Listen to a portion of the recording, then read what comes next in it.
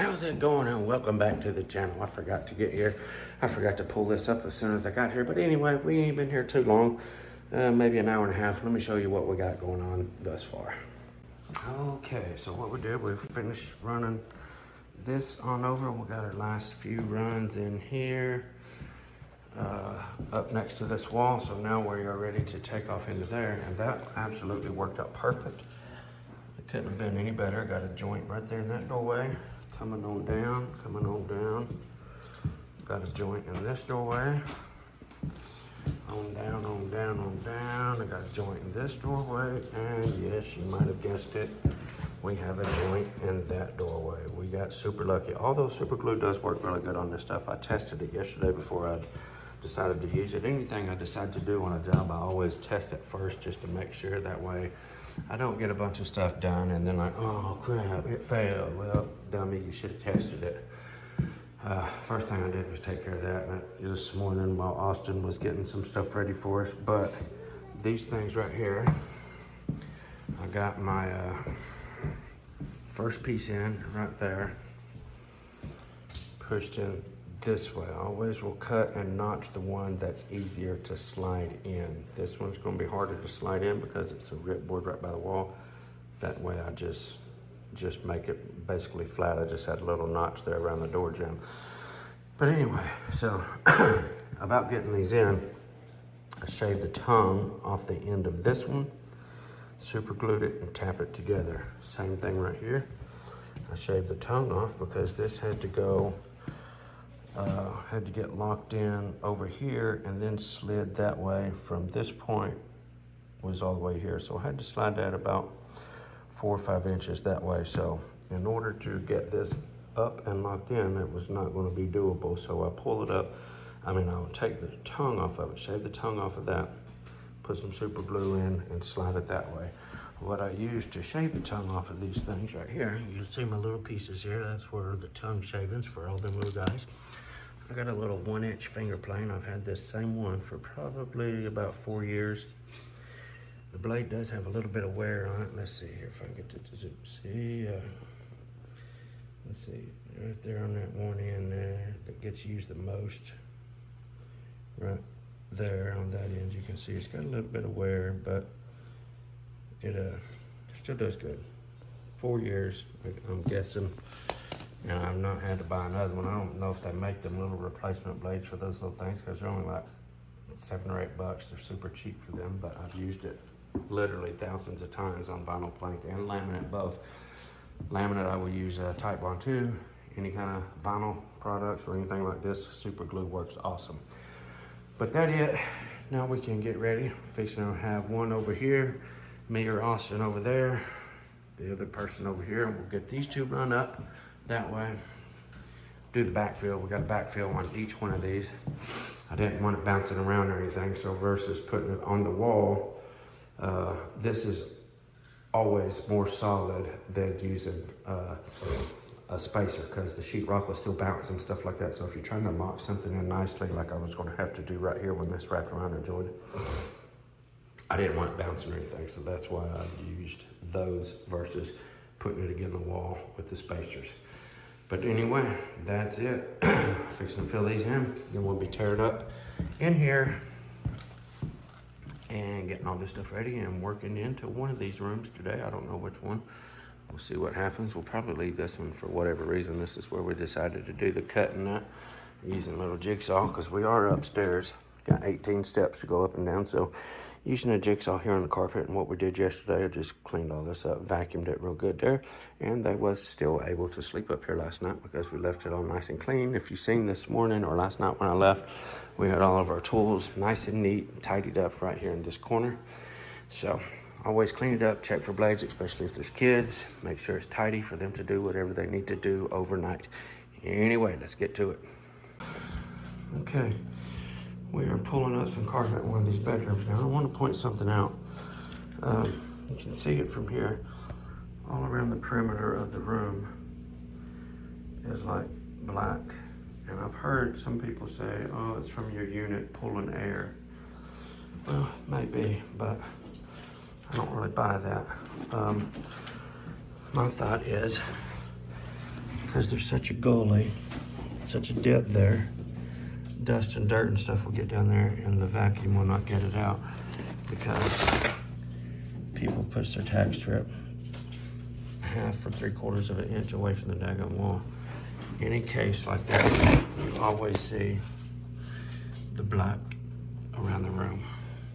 So get your tack strip closer, your vacuum, it'll be flat, running directly over to your wall. There'll be no little trough for dirt to set in, and it won't turn out looking like that. So I've been forgetting to get some footage while I was over here. It's gonna take me a little bit to get back in the habit of doing that on these jobs, but we got all the vinyl plank done now, and yesterday I got the bathroom tore up, and I've got the bathroom, my first coat of prep. I don't know if I will need any more or not. We'll fix and take a look at that and see. But anyway, as far as this floor goes right here, I'm really pleased with this product. I said this was the first time I've dealt with this, and I'm really happy with it. It seems like a really, really strong product. I was a little sketchy the first day. There was getting little scratches and stuff like that on it, and then I found out that you could just take your finger and rub it, and like if you have a dirty finger or something, you rub it, it kind of balls up underneath there. Well, that's what this floor does. If you rub those scratches for a minute, as soon as it generates some heat, I don't know if it's the wax or whatever, will just kind of like ball up under your finger, and then the scratch will be gone. So I don't know if it just blends in from the wax or whatever the coating is on it. It may not be a wax, I don't know, but that's kind of how I can explain it anyway. But they disappear, and it's actually kind of hard to get scratched down in the actual print to where it cannot do that, because all the scratches that I've seen, I could just rub it and they would disappear. So that's a good wear layer. And yeah, I was wanting to show y'all a little something, little technique on how to make this go together easier. And I forgot again, I just got consumed in the job and I ain't used to doing the videoing regularly again, so I forgot. That's all I can say. I was wanting to show y'all something to make this product a little easier to work with. If I do it again, I'll be sure to show y'all. Only got 3 boards left. This was extremely close on this job. I got 3 boards left, so not really enough to show you what I wanted to show you. But anyway, let's turn around and take a look at it. Okay, so this is everything here. Here is a bedroom. Kind of got a pretty nice blend. Turned out quite nice, I think. Lots, I'll tell you, out of this whole job, there was only 2 places where I said, okay, I need to move this board.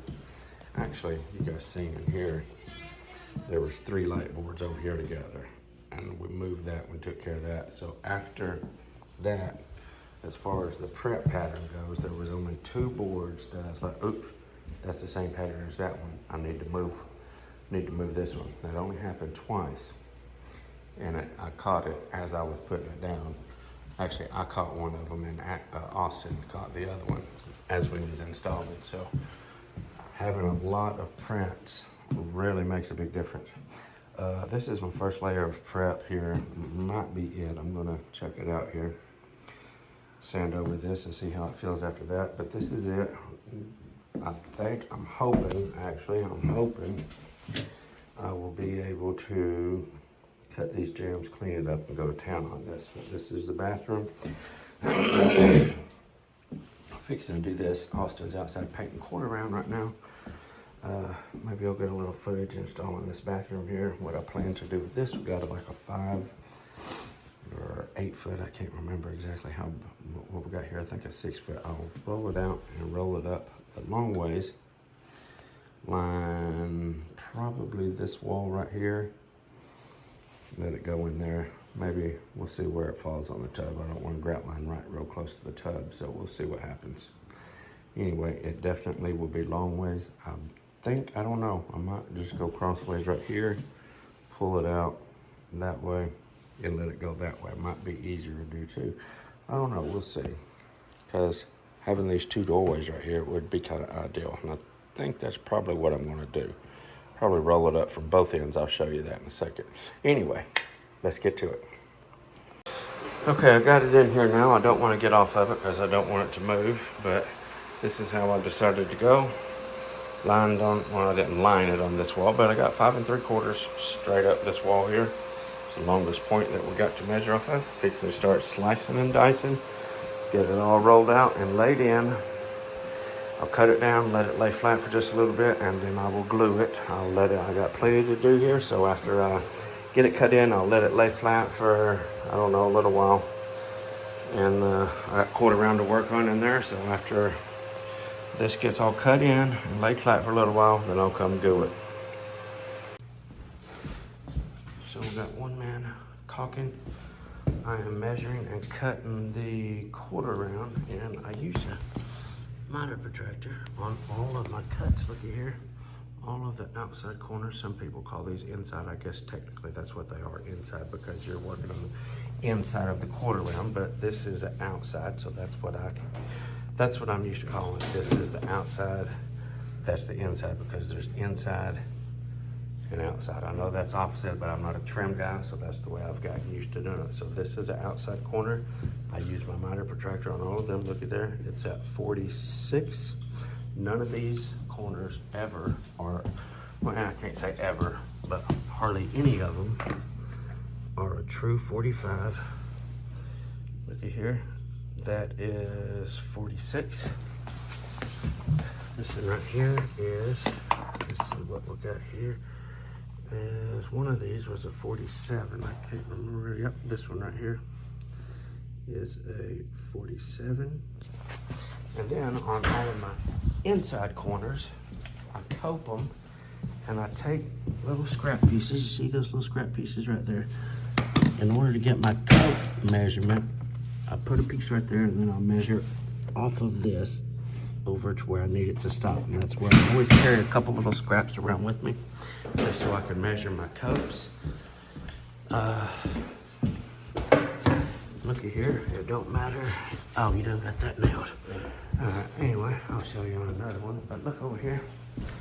He's already got this one done.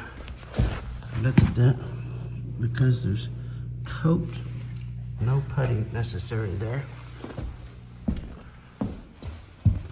No putty in the corner, or caulking rather. No caulking in any of the corners because they just work so fine. The only thing with caulk is the top of the 1/4 round and then the nail holes, which I hate.